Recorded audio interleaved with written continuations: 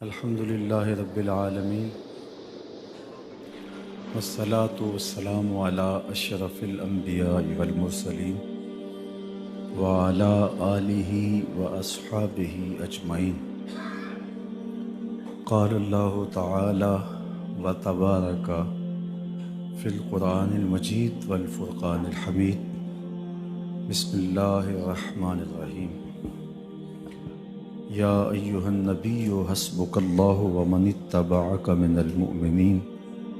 صدق اللہ مولانا العظیم وصدق رسولہ النبی الکریم الرؤوف الرحیم۔ اللہم نور قلوبنا بالقرآن وزین اخلاقنا بالقرآن وادخلنا الجنۃ بالقرآن ونجنا من النار بالقرآن۔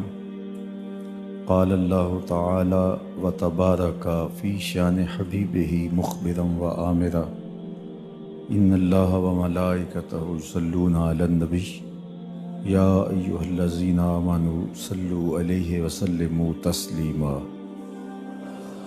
اللہم صلی علی سیدنا و مولانا محمد معدن الجود والکرم صلاۃ و سلاما علیک یا سیدی یا رسول اللہ۔ تمام حمد و ثنا، تعریف و توصیف اللہ جل مجدہ الکریم کی ذات بابرکات کے لیے، جو خالق کائنات بھی ہے اور مالک شش جہات بھی۔ اللہ جل وعلا کی حمد و ثنا کے بعد رسول رحمت، شفیع معظم، نبی محتشم حضور ختم المرتبت صلی اللہ علیہ وآلہ وسلم کے حضور ناز میں اپنی عقیدتوں، ارادتوں اور محبتوں کا خراج پیش کرنے کے بعد واجب الاحترام، ذوی الاحتشام، معزز و مکرم سامعین، خواتین و حضرات، السلام علیکم ورحمۃ اللہ وبرکاتہ۔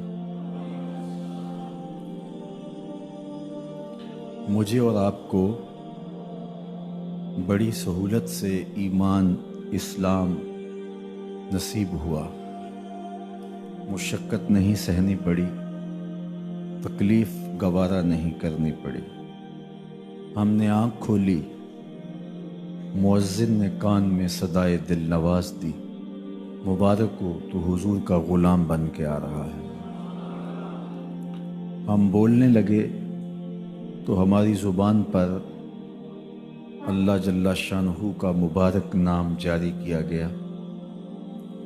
ہم لا الہ الا اللہ محمد رسول اللہ توتلے لہجے میں پڑھنے لگے تو پورا خاندان خوش تھا، مٹھائیاں بانٹی گئیں۔ خاندان کا ایک ایک فرد بار بار سن کے خوش ہوتا اور چہرے کی بلائیں لیتا۔ ہم درس گاہ میں پہنچے، استاد کے سامنے زانوئے تلمس طے کیے۔ اس نے ہمیں دین سکھایا، قرآن مجید کی تعلیم دی۔ کتاب اللہ کی تلاوت کرنا سیکھے تو ہمارے ماں باپ پھولے نہیں سماتے تھے۔ قرآن مجید مکمل ہوا تو مٹھائیاں بانٹی گئیں، رسمیں آمین ہوئی، دوستوں کی دعوت ہوئی، کھانے پہ رشتہ دار بلائے گئے۔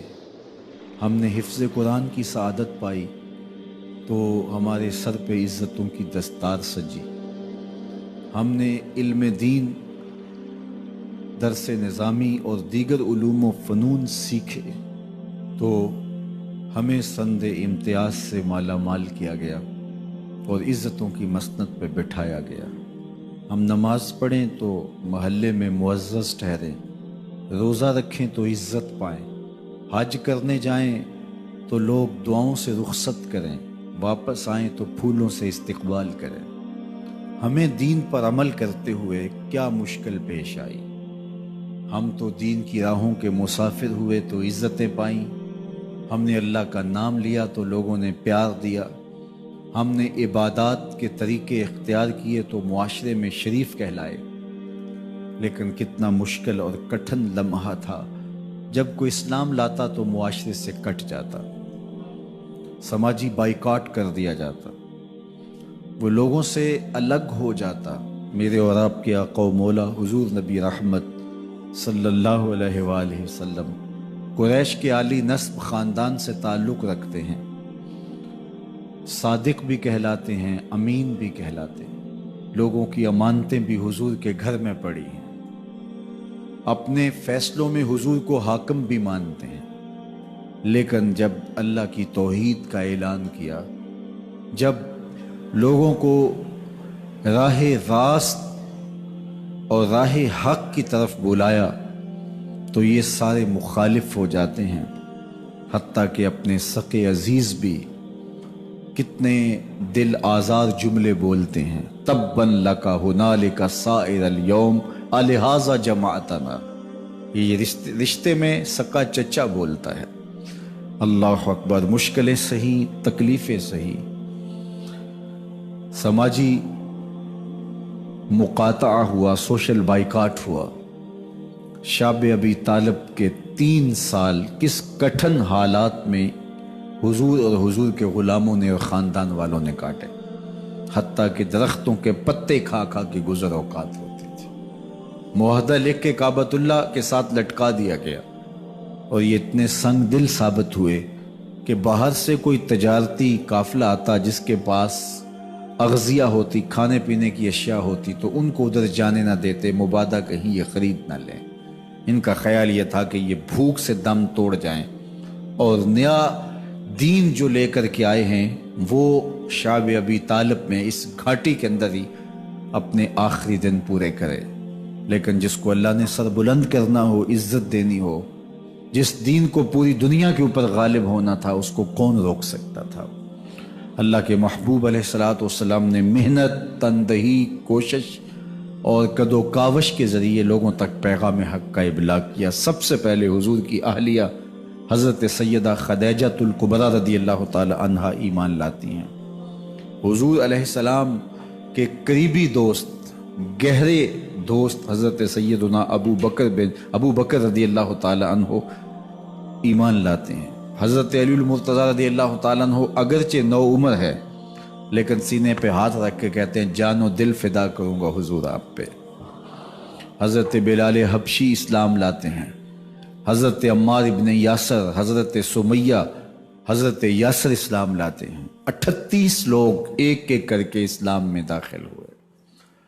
کفار تو چاہتے تھے کوئی دوسرا شخص ان کے ساتھ کھڑا نہ ہو، تو جب 38 لوگ حضور کے ساتھ کھڑے ہو گئے تو ان کے لیے بڑا اذیت ناک لمحہ تھا کہ یہ تحریک جس کو ہم روکنا چاہتے ہیں یہ پھیلتی چلی جا رہی ہے، لوگ اس کے ساتھ شامل ہوتے چلے جا رہے ہیں، اور لوگ ان کے لیے محبتیں اور ان کے لیے پیار پیش کرتے چلے جا رہے ہیں۔ عبداللہ ابن جدعان کے گھر کے قریب سے میرے حضور گزر رہے تھے کہ ابو جہل نے دیکھ لیا اور ہاتھ میں نوکیلا پتھر پکڑا اور حضور پہ حملہ آور ہو گیا۔ آقا کریم علیہ السلام نے کوشش کی کہ الجھاؤ پیدا نہ ہو، لیکن یہ اس بات پہ تلا ہوا تھا کہ حضور کو اذیت دے۔ اس نوکیلے پتھر سے حملہ آور ہو کے حضور کو گہرے زخم دیتا ہے، حتیٰ کہ حضور کے مبارک بدن سے خون بہنے لگ جاتا ہے۔ وہاں سے حضور سین حرم میں پہنچتے ہیں اور اللہ کے حضور سر بسجود ہو جاتے ہیں۔ حضور کے چچا حمزہ بن عبد المطلب ابھی اسلام نہیں لائے تھے، وہ شکار کھیل کے واپس آ رہے ہیں، اور جب وہ شکار کھیل کے آتے تھے تو بڑا اترا کے چلتے تھے۔ انہوں نے سنا کہ 2 لونڈیاں آپس میں بات کر رہی ہیں۔ اس کو پتہ ہوتا نا کہ اس کے بھتیجے کے ساتھ کیا سلوک ہوا ہے تو یہ کبھی بھی ایسی چال نہ چلتا، اس کی ٹوری کوئی اور ہوتی۔ تو رک گئے، قدم خود بخود ٹھہر گئے، رک کے پوچھا کیا ماجرا ہوا؟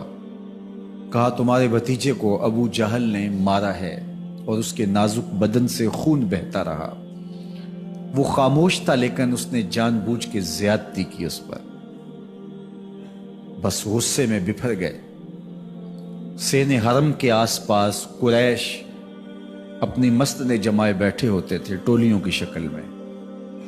آج امیر حمزہ آئے اور ابو جہل کو تلاش کر کے اپنی کمان کو زور سے اس کے سر پہ مارا اور اس کا سر پھٹ گیا، اور ساتھ بولے تم نے ہمارے بھتیجے کو لاوارث سمجھا ہے؟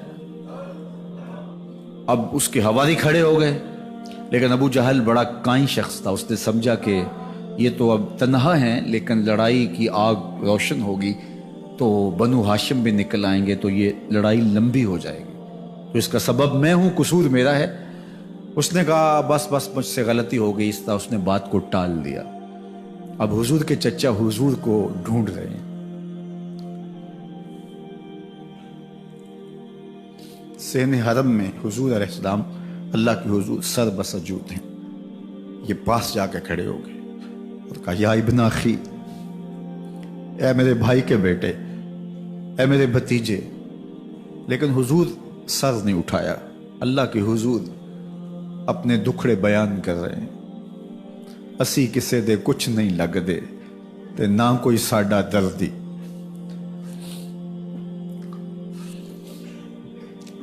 اللہ کے محبوب علیہ السلام اللہ کے حضور سر بسجود ہے۔ انہوں نے پھر کہا یا ابن اخی، اے میرے بھائی کے بیٹے، اور انہیں بے چینی ہے کہ بتاؤں کہ حوصلہ رکھو میں تمہارا بدلہ لے لیا، لیکن حضور سر نہیں اٹھا رہے۔ تیسری مرتبہ پھر آواز دی، حضور نے سر اٹھایا، آنکھیں آنسوں سے بھری ہوئی تھی، تو برجستہ کہا بھتیجے میں تمہارا بدلہ لے لیا۔ میرے حضور نے فرمایا چچا مجھے اس کی کوئی خوشی نہیں ہوئی۔ یہ حیرت زدہ ہو گئے کہ اتنا بڑا کام، اس وقت مکے کا اتنا بڑا سورما، اور میں اس سے ٹکرا کے آیا ہوں اور یہ کہہ رہے ہیں مجھے کوئی خوشی نہیں ہوئی۔ قسمت اچھی تھی۔ بولے بھتیجے تم کیسے خوش ہوتے ہو؟ کہا جس رب کو میں مانتا ہوں اس کو تم بھی مان لو۔ تو امیر حمزہ کی قسمت اچھی تھی تو آگے بڑھے اور اسلام قبول کر لیا۔ 38 لوگ پہلے مسلمان تھے، یہ 39 میں مسلمان ہو گئے۔ بس ان کا اسلام لانا مسلمانوں کے لیے تسکین قلب کا ساما ہوا۔ حضور کی آنکھوں میں امٹتے ہوئے آنسو، آگے بڑھے، کعبے کو غلاف کو پکڑا، کہا اللہم اعز الاسلام باحب الرجلین الیک بعمر ابن الخطاب اور بعمر ابن حشام۔ اے اللہ ایک شیر دیا ہے، ایک شیر اور دے دے، اب تیری مرضی، یا عمر بن خطاب دے دے یا عمر بن حشام دے دے۔ اگرچہ اس نے میرے اوپر پتھر برسائے ہیں، مجھے زخمی کیا ہے، لیکن اگر دین کی تقویت اس سے ہو سکتی ہے تو مالک مجھے کوئی غصہ نہیں۔ چاہے عمر بن حشام، یہ ابو جہل کا نام ہے، مجھے چاہے ابو عمر بن حشام دے دے یا عمر بن خطاب دے دے، ایک شیر دے دیا، ایک شیر اور عطا کر دے۔ حضور کعبہ کے غلاف سے لپٹ کے اللہ کے حضور دعائیں مانگ رہے ہیں۔ 39 لوگ اسلام لا چکے ہیں، 40ویں کا انتظار ہے۔ اللہ کے محبوب علیہ السلام کی دعائیں ہیں، حضور کی التجائیں ہیں۔ ادھر یہ خبر پورے مکے میں پھیل جاتی ہے کہ حمزہ بھی ایمان لے آئے۔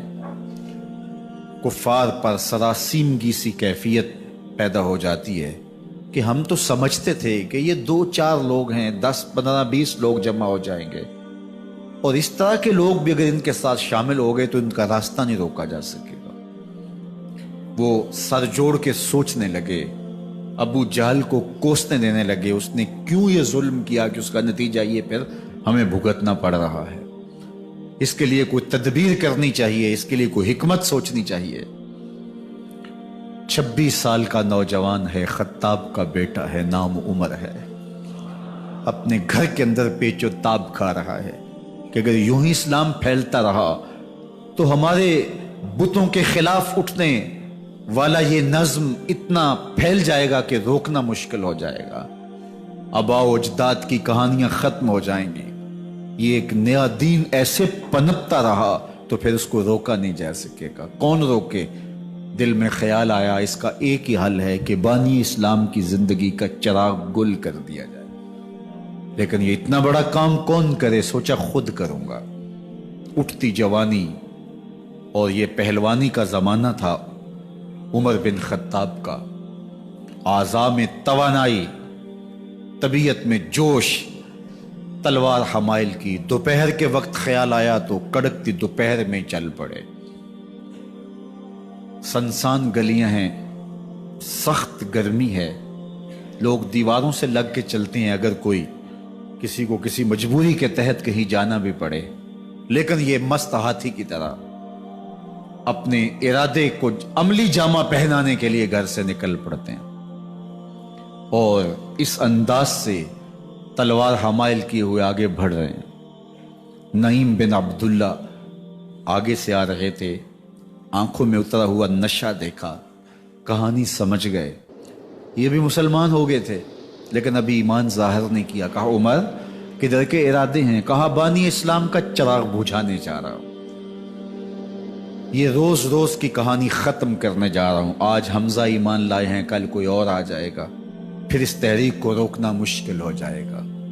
नईम बिन अब्दुल्ला मुस्करा के बोले घर की खबर ली है? कहा क्या हुआ मेरे घर को? कहा तुम्हारी बहन फातिमा भी उस मोहम्मद की गुलाम बन गई है, तुम्हारा बहनोई सईद बिन जैद भी उसका नौकर बन गया है। बस बिफर गए। वो जो गुस्सा था वो इधर मुंतकिल हो गया, बहन के घर का रुख किया। जब दरवाजे पे पहुंचे तो अंदर से कुरान पढ़ने की आवाज आ रही है। जो कहा गया था, जो सुना था, उसका यकीन पैदा हो गया। जोर जोर से दरवाजे को खटखटाने लगे। बहन ने देखा कि भाई है, जो कुरान पढ़ रहा था उसको छुपा दिया और खुद दरवाजा खोला। बस पीटना शुरू कर दिया, मार मार के सर फोड़ दिया, खून बह रहा है। जब सर फट गया तो फातिमा बिनते खत्ताब बोली, उमर तुम खत्ताब के बेटे हो, मैं भी खत्ताब की बेटी हूं, सुन लो मोहम्मद का दामन नहीं छोड़ो, जो करना है करो। जब ये तेवर देखे तो उमर की हैरत इंतहा को छू गई। ये कौन सी कुव्वत है जिसने एक औरत के अंदर ये जज्बे रख दिए? कहा अच्छा बताओ तुम क्या पढ़ रहे थे? कहा तुम नापाक हो, तुम्हें नहीं दूंगी। कहा कैसे दोगी? कहा पहले गुस्ल करो। उमर गुस्ल कर रहा है। सौदा लेने के लिए बाजार गए, हाथ उसके बिके जिसके खरीदार गए। उमर गुस्ल कर रहे हैं। गुस्ल करके बाहर आए तो बहन कुरान ले आई। वो खजूर की छालें, वो चमड़े के ऊपर लिखा हुआ कुरान सामने रख दिया। उमर पढ़ रहे हैं, ताहा मा अंज़लना अलैकल कुरान लितश्का। ए 14वीं के चांद महबूब, कुरान इसलिए नाज़िल तो नहीं किया था कि तुम मुशक्कत में ही पड़ जाए। महबूब रहमत के दरवाजे खुल रहे हैं, करम नवाजियां होने वाली हैं। उमर पढ़ते गए, आंखों के बंधन टूट गए, आंसू आने लगे, टप टप आंसू गिरने लगे। उमर रो रहे हैं, बदन कांप रहा है। आए किस इरादे से थे, अब हालत क्या हुई जा रही है। अपनी बहन से कहा, बहनोई से कहा, जिस दर के तुम गुलाम हुए हो, कभी मैं भी उस दर का गुलाम नहीं हो सकता? उमर की कहीं उम्र ना बर्बाद हो जाए, मुझे उस चौखट पे ले चलो। कहा चलो हम उस दहलीज पे ले चलते हैं। तलवार उसी तरह हमाइल की हुई है, हुजूर दारे अरकम में है। ये इस्लाम की पहली दरसगाह है, हजरत अरकम का घर। मुसलमानों की तादाद बहुत थोड़ी, यहाँ छुप करके दीन सीखते हैं। हुजूर भी वहां तशरीफ फरमा थे, बाकी असहाब भी वहां तशरीफ फरमा थे, हजरत मेरे हमजा भी वहां थे। दरवाजे की दर्जों से देखा कि उमर आ रहे हैं, तलवार भी हमाइल की हुई। सहाबा ने कहा उमर आ रहे हैं। मेरे हमजा ने कहा कोई परवाह नहीं, आने दो। अच्छा इरादा हुआ तो खुश आमदेद कहेंगे, इरादा अच्छा ना हुआ उसकी तलवार से गर्दन काटूंगा। अल्लाह अकबर। जब दरवाजा खोला तो दो सहाबा ने बाजुओं से पकड़ लिया, कंधों से। हुजूर ने फरमाया कंधे छोड़ दो। कंधे छोड़ दिए गए। आका करीम अलैहिस्सलाम ने उनके गले के अंदर जो कपड़ा था उसको पकड़ के झटका दिया, अस्लिम उमर, उमर इस्लाम लाओ। अल्लाह अकबर। और साथ हुजूर ने हजरत उमर के दिल पे हाथ रखे, अल्लाह महदे कल्बा, अल्लाह उमर के दिल में हिदायत डाल दे। बस ये जुमला कहने की देर थी और हुजूर का हाथ फिरने की देर थी, अंदर से कुफर धुलता चला गया। और उमर ने कहा अशहदु अल्ला इलाहा इल्लल्लाह व अशहदु अन्नका रसूलुल्लाह। जब ये पढ़ा कलमा तो हुजूर की जुबान से बेसाख्ता निकला, अल्लाह अकबर। और सहाबा ने भी अल्लाह अकबर कहा, और इस जोर से कहा कि मक्के की गलियां गूंजने लगी। अब उमर ईमान लाने के बाद حضور کی خدمت میں حاضر ہو کے عرض کرتے ہیں حضور کیا ہم حق پہ نہیں ہیں؟ فرمایا ہم حق پہ ہیں۔ کیا اللہ کا دین سچا نہیں ہے؟ فرمایا اللہ کا دین سچا ہے۔ کہا کہ آپ اللہ کے سچے نبی نہیں ہیں؟ فرمایا میں اللہ کا سچا نبی ہوں۔ تو فرمایا پھر ہم چھپ کے نماز کیوں پڑھیں؟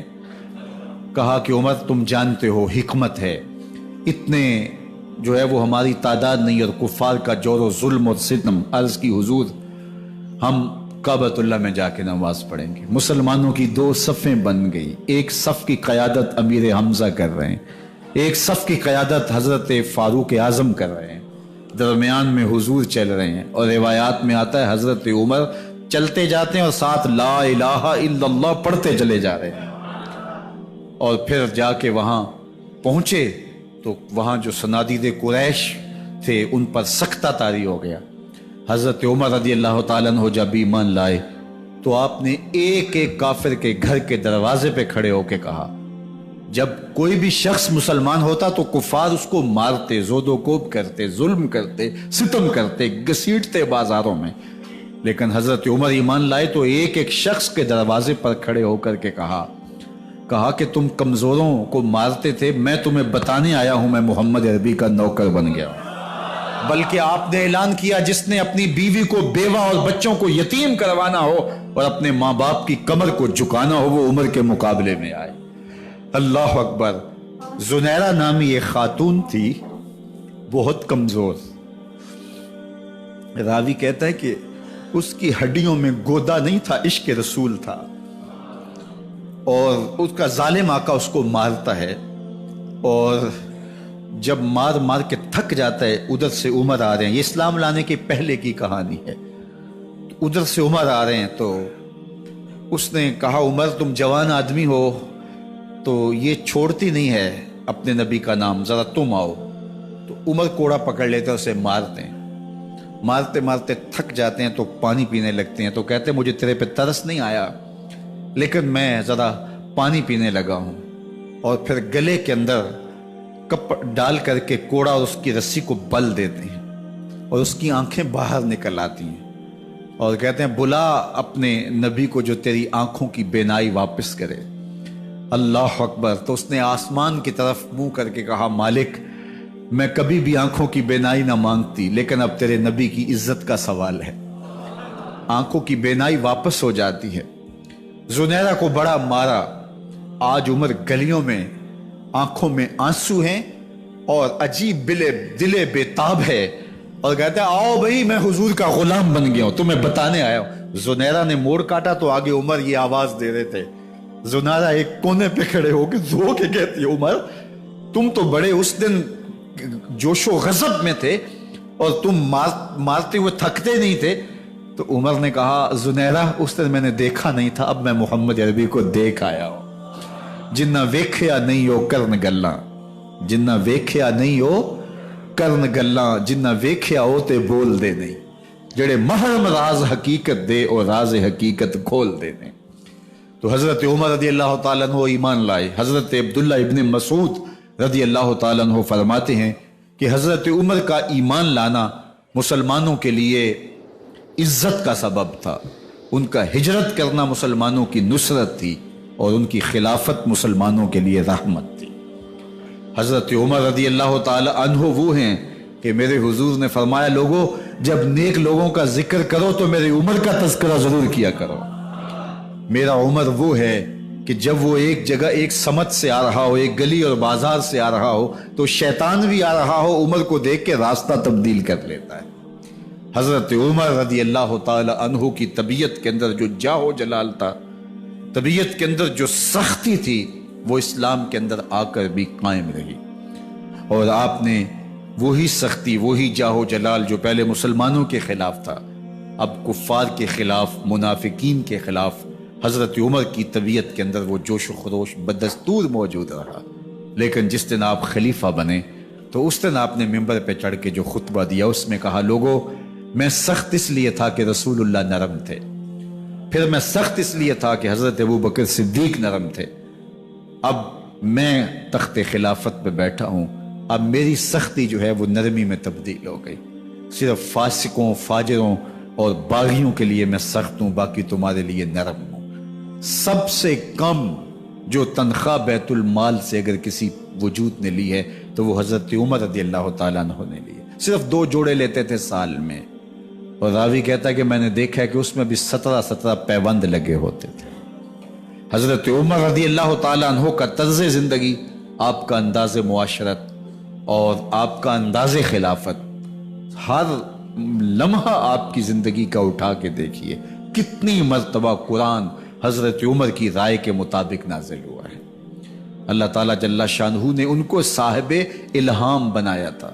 ہر امت میں کوئی صاحب الہام ہوتا ہے, حضور کی امت کا صاحب الہام حضرت عمر رضی اللہ تعالیٰ عنہ, اور آقا کریم نے انہیں اپنا وزیر قرار دیا. فرمایا میرے 2 وزیر آسمانوں میں ہیں, 2 وزیر زمینوں میں ہیں. آسمانوں کے وزیر ابو جو ہے وہ جبرائیل اور میکائیل ہیں, اور زمین کے وزیر ابو بکر اور عمر ہیں رضی اللہ تعالی عنہما. تو اللہ تعالیٰ جل شانہ نے حضرت سیدنا صدیق اکبر کے بعد حضرت سیدنا عمر بن خطاب رضی اللہ تعالیٰ عنہ سے جو کام لیا, مختصر دور خلافت کے اندر 10 سال 6 ماہ 4 دن آپ نے خلافت فرمائی ہے. لیکن کہاں سے چلے اور یہاں مکران تک, بلوچستان کا حصہ ہے, یہاں تک آپ کے سلطنت کی حدود وسیع ہوئی. ادھر آرمینیا تک جا پہنچے, حمص فتح کیا, قادسیہ, یرموک. آپ ذرا دیکھیے کہ کہاں تک آپ کی فوجوں کے گھوڑے دوڑتے رہے, اور اللہ تعالیٰ جل شانہ نے ان کو جو توانائی, عدل و انصاف کی قوت عطا فرمائی. اللہ اکبر. جب زمین پہ عدل کیا ہو تو زمین بھی حکم مانتی ہے, اور حضرت عمر وہ تھے جن کا حکم ہوائیں بھی مانتی تھی, زمین بھی مانتی تھی, جن کا حکم جو ہے وہ آگ بھی تسلیم کرتی تھی, اور دریا بھی ان کا حکم مانا کرتے تھے. مصر کے اندر رسم بد جاری تھی, یہ رسم بد جاری تھی کہ سال کے بعد 1-2 شیزہ کو زیورات پہنا کے اچھے لباس میں ملبوس کر کے دریا کی بھینٹ چڑھایا جاتا, اس کی قربانی دی جاتی, اس کا خون بہتا تو دریا چلتا. جب اسلام مسلمانوں نے مصر فتح کیا تو گورنر نے لکھا کہ اسلام تو اس طرح کی رسوم کی اجازت نہیں دیتا, لیکن خشک سالی ہے, لوگوں کی فصلیں ویران پڑی ہیں, تو حضرت کیا کیا جائے.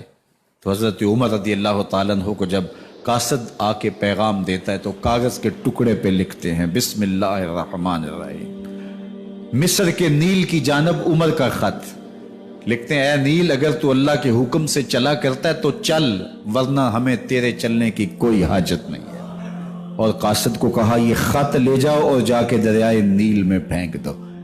قاصد جا کے خط دریائے نیل میں پھینک دیتا ہے, پانی آتا ہے, ایسا دریائے نیل چلا 14 صدیاں ہوئی ہیں, آج تک کبھی بند ہی نہیں ہوا. دریا حکم مانتے ہیں, آگ نکلتی ہے. لوگ حضرت عمر رضی اللہ تعالی عنہ کے پاس آئے, حضرت لاوا پھوٹا ہے, آگ نکل رہی ہے اور مدینے کی طرف بڑھ رہی ہے, اب کیا کیا جائے. فائر بریگیڈ تو زمانے میں تھی نہیں. عمر نے اپنی قمیض اتاری, جس قمیض پہ 17 پیوند لگے ہوئے تھے چمڑے کے, کہا یہ قمیض لے جاؤ, جدھر آگ بڑھ رہی ہے آگے ڈھالنا, آگ پیچھے بھاگ جائے گی. زلزلہ آتا ہے تو زمین پہ دہرا مارتے ہیں, زمین رک جا, کیا عمر نے تیری چھاتی پہ عدل نہیں کیا ہے. تو یہ عمر ہیں رضی اللہ تعالی عنہ کہ جن کے انصاف کی وجہ سے, جن کے عدل کی وجہ سے اللہ تعالیٰ کی رحمات اور اس کی برکات کا نزول ہوتا تھا, اور اللہ تعالیٰ نے مسلمانوں کو وہ آبرو مند حکومت دی.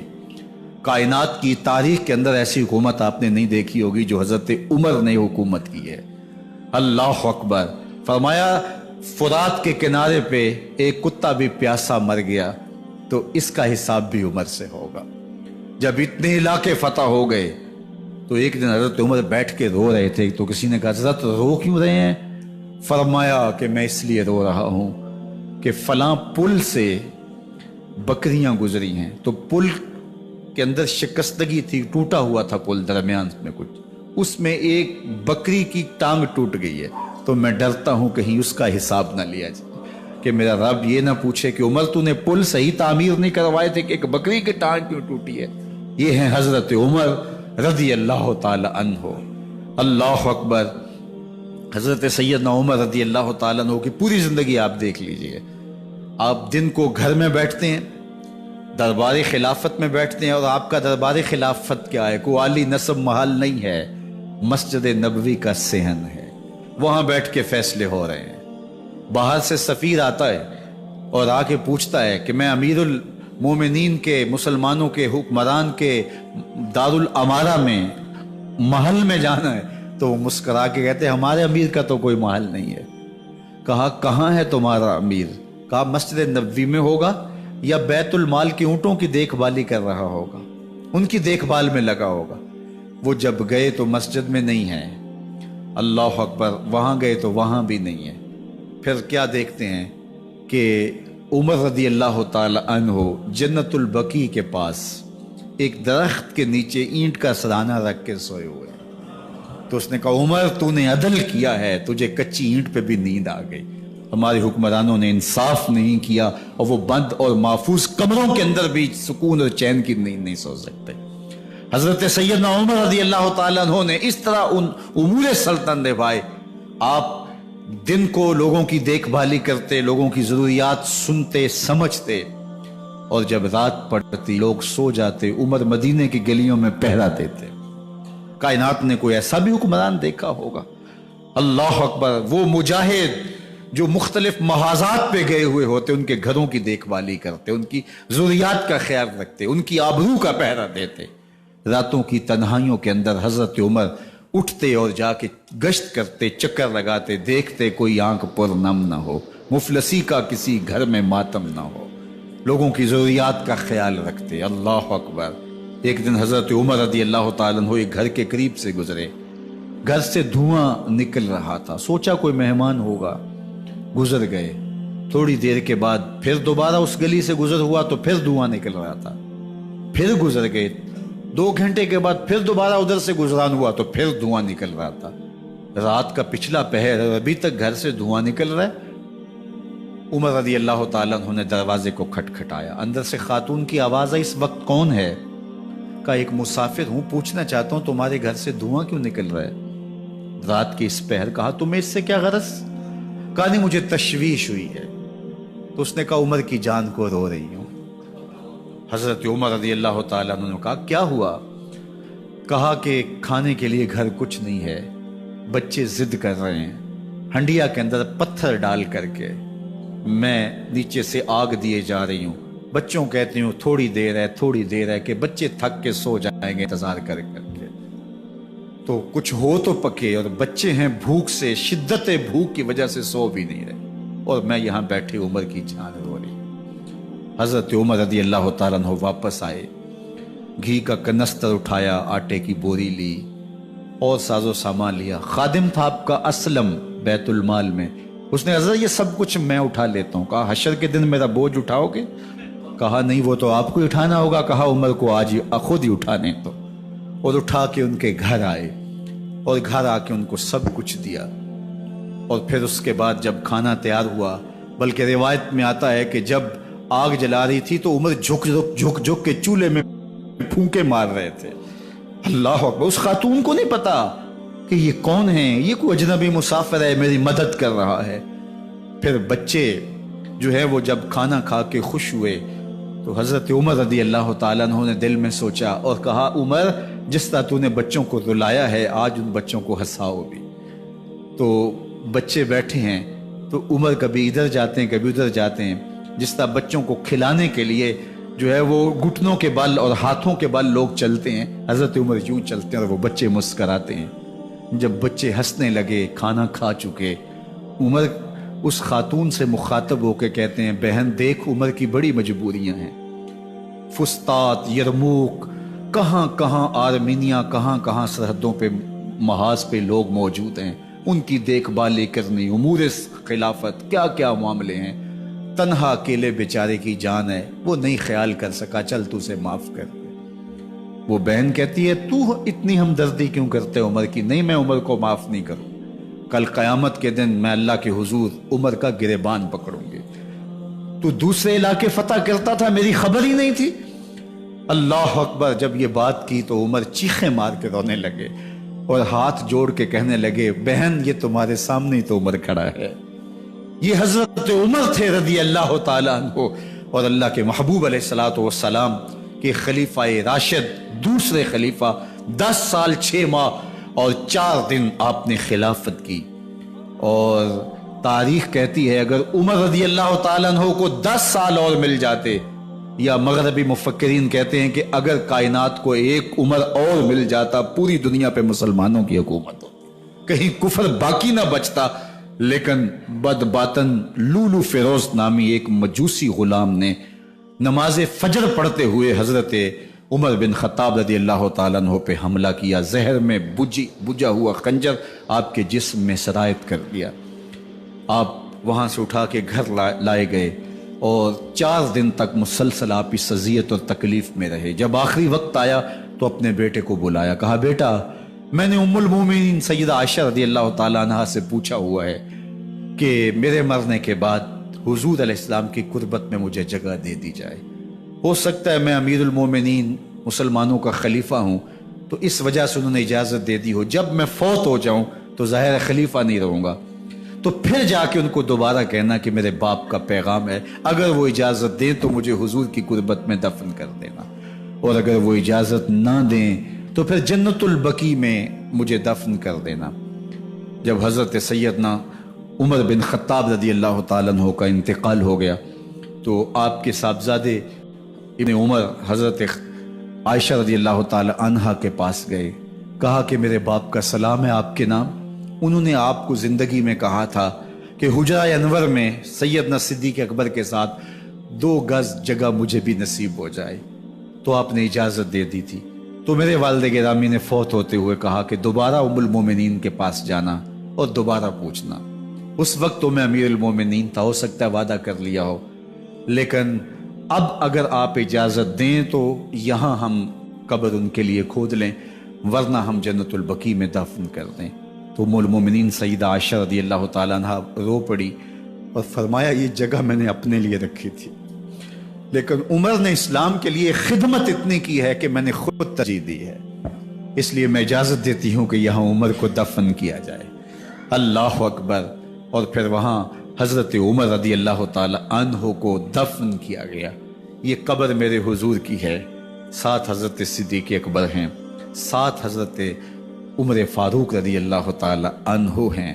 جے شک ہووی تے چل مدینے، جے شک ہووی تے چل مدینے، ویخ لے جوڑ مزاراں دا، بن یار نبی دیاں یاراں دا۔ حضور نے فرمایا ایک دن مسجد نبوی سے باہر نکل رہے تھے اور کچھ لوگ مسجد میں داخل ہو رہے تھے، حضور نے دائیں ہاتھ سے ابو بکر کا ہاتھ پکڑا تھا اور بائیں ہاتھ میں حضرت عمر کا ہاتھ تھا، اور جب لوگوں کو آتے ہوئے دیکھا ان کو مخاطب کرتے ہوئے کہا ہاکذا نبعث یوم القیامہ، قیامت کے دن ہم قبروں سے یوں ہی اٹھائے جائیں گے، میرے دائیں ہاتھ میں ابو بکر کا ہاتھ ہوگا، بائیں ہاتھ میں عمر کا ہاتھ ہوگا۔ جے شک ہووی تے چل مدینے، آ ویخ لے جوڑ مزاراں دا، بن یار نبی دیں یاراں دا۔ تو میرے حضور نے فرمایا جب اچھے لوگوں کا ذکر کرو تو میرے عمر کا ذکر بھی ضرور کیا کرو۔ تو حضرت عمر رضی اللہ تعالی عنہ اللہ کے محبوب ہیں، باقی صحابی مرید ہیں، حضرت عمر میرے حضور کی مراد ہیں، اللہ سے مانگ کر کے لیا ہے، اللہ عمر بن خطاب عطا کرتے، اور پھر اللہ نے عمر کی صورت میں اسلام کو وہ عظیم تحفہ دیا جس سے اسلام کی عزت بڑھی اور شان و شوکت میں اضافہ ہوا، اور اسلام کے جھنڈے 4 داغ عالم کے اندر لگ گئے۔ اللہ مجھے آپ کو حضرت عمر کے نقوش پاک کی برکتیں عطا فرمائے، اور ہمارے حکمرانوں کو ان کے نقوش پاک کو خضرا بناتے ہوئے اسلامی سلطنت کے خد و خال واضح کرنے کی توفیقات سے مالا مال کرے۔ انشاءاللہ اگلا جمعہ المبارک 10 محرم کو ہی ہے، اور 12 بجے سے لے کے نماز عصر تک ہر سال ہم 10 محرم کا اجتماع کرتے ہیں، تو اس مرتبہ انشاءاللہ جمعہ المبارک کا خطبہ بھی اس میں شامل ہو گیا، اور زیادہ برکات اس کی نصیب ہوں گی، اور نماز جمعہ کے بعد انشاءاللہ جو ہے وہ محفل پاک بھی ہوگی جس میں عالی مرتبت ثناء اور مبلغین کے خطاب ہوں گے۔ تو اگلے جمعہ المبارک کو انشاءاللہ آپ سے دوبارہ ملاقات ہوگی، آپ تشریف لائیے گا، دوستوں کو ترغیب دیجیے گا۔ اللہ آپ سب کو جزائے خیر دے، دنیا آخرت کی بھلائیاں آپ کا مقسوم کرے۔ وآخر دعوانا ان الحمد